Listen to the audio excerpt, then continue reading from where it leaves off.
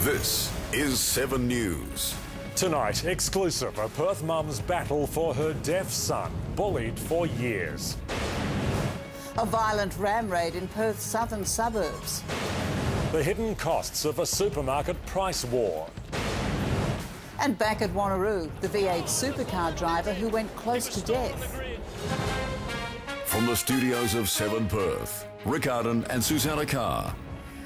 Good evening. We begin tonight with a plea from a Perth mother to help her deaf son. Myra Smithers has been trying to protect 11-year-old Mitchell from years of school bullying. After finally getting a breakthrough, the family is now caught up in our housing crisis. An overnight ram raid in Perth's southern suburbs has left a shopping centre badly damaged. Security vision shows the bandits smashing their way in before towing away an ATM. Jessica van der End reports. A fire in Canning Vale has gutted a plumbing supplies warehouse. Firefighters are still at the scene of the Mordaunt circuit, mopping up more than 2 hours after the fire started. It's understood the building was full of plastics and other highly flammable products, but firefighters managed to contain the blaze and stop it spreading to neighbouring buildings. The cause isn't yet known. There's no estimate yet on the damage. A new supermarket price war has angered WA fruit and vegetable growers. They say slashing prices might be good for consumers in the short term, but it'll put them out of business. Alexis Donkin reports. The Premier, Colin Barnett, says he'll block an independent inquiry into whether a dirty tricks unit exists in his office. The opposition wants the inquiry after James Larson, a senior media advisor to Mr Barnett, was forced to quit his job for sending an email about the leader of the opposition, Mark McGowan, to journalists. I'm not going to waste tens of thousands of dollars of taxpayers' money on something to appease the Labor Party. Mr Barnett says Mr Larson acted alone and no other staff were involved.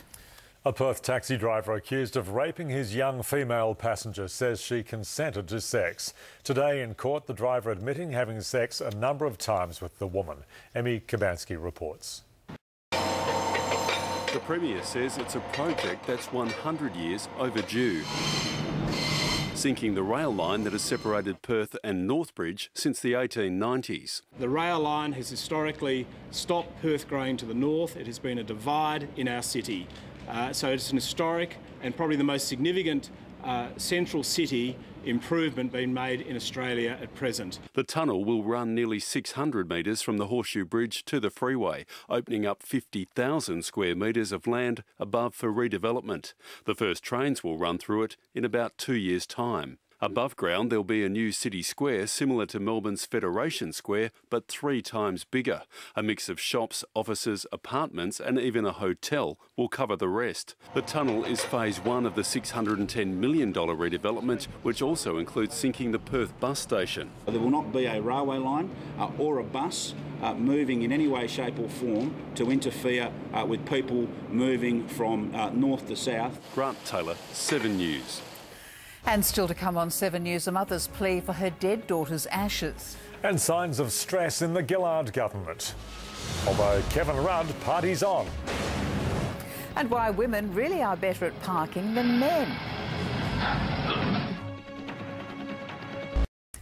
The mother of a murdered New South Wales girl is pleading with her ex-husband to reveal the location of their daughter's remains.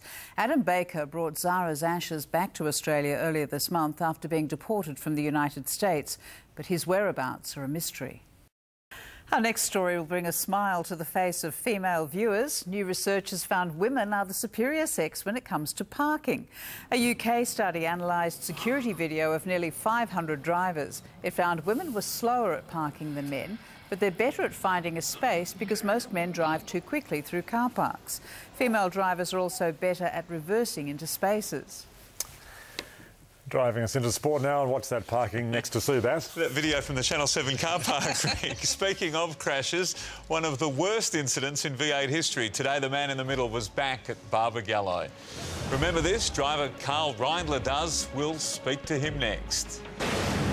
And has Brad Haddon put his foot in it with the Aussie selectors? So tomorrow, the first day of February, it's going to be a very hot one with a possible shower in the late afternoon or in the evening. We're looking at a top of 38 degrees after a low tonight of a warm 23.